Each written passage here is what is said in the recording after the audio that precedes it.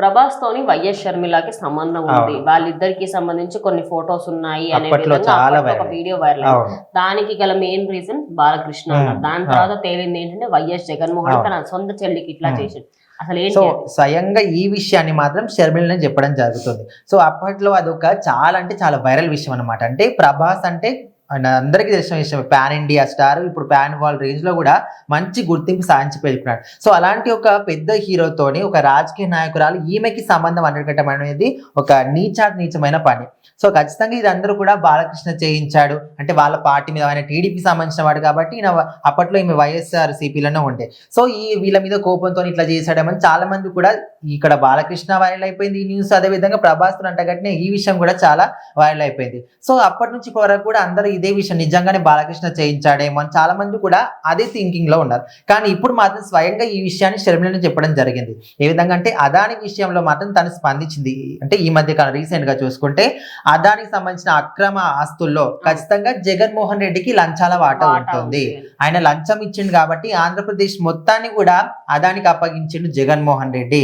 And పోర్ట్లన్నీ కూడా అప్పనంగా ఆయనకు దార పోసిండు, ఆంధ్రప్రదేశ్ ని అదాని ప్రదేశ్ గా మార్చిండు. ఇట్లా రకరకాలుగా మాట్లాడుకుంటా అదే సందర్భంలో ఎప్పుడైతే దీని గురించి మాట్లాడుతుందో అప్పుడు ఈ విషయాన్ని కూడా మధ్యలో తీసుకొచ్చి షర్మిల చెప్పడం జరిగింది. సో అప్పట్లో చూసుకుంటే 2019 ఆ టైంలో మన తెలుగుదేశం కార్యకర్తలు వాళ్ళందరినీ కూడా టార్గెట్ చేసుకొని వైసీపీ సోషల్ మీడియా కార్యకర్తలు వాళ్ళని ఈ విధంగా ఫేక్ ఖాతాలు సృష్టించుకొని ఇవన్నీ కూడా చేసేవాళ్ళు అని చెప్తుంది. 2019 ఎన్నికలు ఎప్పుడైతే జరిగినాయో అప్పట్లో చాలా వార్తలే బయట. అందులో ఏంటంటే వైఎస్ఆర్సీపీ పార్టీ ఆయన ఎవరైతే వ్యక్తి ఉంటాడో ఆయన ఒక అకౌంట్ క్రియేట్ చేసి టీడీపీ ఫ్యాన్స్, టీడీపీ మెంబర్ అన్నట్టుగా అట్లా పెట్టుకొని దాంట్లో వైఎస్ షర్మిల ఇంకా ప్రభాస్ కి రిలేషన్ ఉంది అన్నట్టుగా పెట్టారట. అయితే అప్పట్లో పాపం వైఎస్ షర్మిల వైఎస్ఆర్సీపీ పార్టీలోనే ఉంటే నా పార్టీ వాళ్ళు నాకెందుకు వెన్నుపోటు వస్తారు అనుకుంది.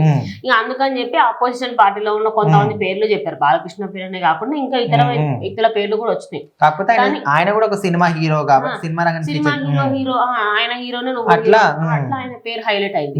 ఇంకోటి ఎప్పుడైతే అరే చేసింది వాళ్ళు కాదు చేయించింది ఇంకొక వ్యక్తి ఉన్నాడు, వెన్నుపోటు పొడిచింది నాన్ననే అని తెలిసినప్పుడు వైఎస్ షర్మిలకి ఇంకా ఓపిక నశించి ఇట్లా రియాక్ట్ కావాలని అర్థం కాదు. అంటే వేరే వాళ్ళు ఎవరో చేయించారంటే అది వేరే విషయం, సొంత అన్న ఏ విధంగా చేయించాలంటే రీసెంట్ గా చూసినాం ఇట్లా సోషల్ మీడియా ఇలాంటి తప్పుడు ప్రచారం కానీ తప్పుడు పోస్టులు పెట్టిన వాళ్ళందరినీ కూడా కూటమి ప్రభుత్వం అరెస్ట్ చేస్తుంది. కానీ అరెస్ట్ చేసిన వాళ్ళకి జగన్మోహన్ రెడ్డి సపోర్ట్ చేసిందంటే మరి సొంత తల్లి చెల్లి విషయాలు కూడా ఈ విధంగా అంటే ఖచ్చితంగా అది ఓవరాల్ గా మనం ఎక్కడ చూసుకున్నా కూడా వైఎస్ జగన్మోహన్ రెడ్డి పైన చాలానే అంటే వ్యాఖ్యలు ఉన్నాయి, బట్ అన్ని కరెక్టే అని మనం అనుకోలేము కదా. సో అట్లా తనకి సంబంధించి ఎప్పుడు ఏది విన్నా కూడా ఏంటి నిజంగా ఇంత దారుణమైన పొజిషన్ అన్నట్టుగా చాలా మంది అనుకున్నారు. సో ఓవరాల్ గా చూసుకుంటే అయితే వైఎస్ షర్మిలకు సంబంధించి తనకు ఒకనొక టైంలో ఇప్పటికీ కూడా ఎవరితోనైనా థ్రెట్ ఉంది అంటే అది సొంత అన్నయ్యతోనే అనుకోవచ్చు. సో మొత్తానికైతే ఏదైతే తనకు రిలేషన్షిప్ ఉంది ఒక ప్రభాస్ తో అనే విధంగా చెప్పారో అది చేయించింది బాలకృష్ణ కాదు, తన సొంత అన్న జగనే అనే విషయాన్ని స్వయంగా వార్తలు కూడా ఫేక్, అందులో ఎలాంటి నిజం లేదు.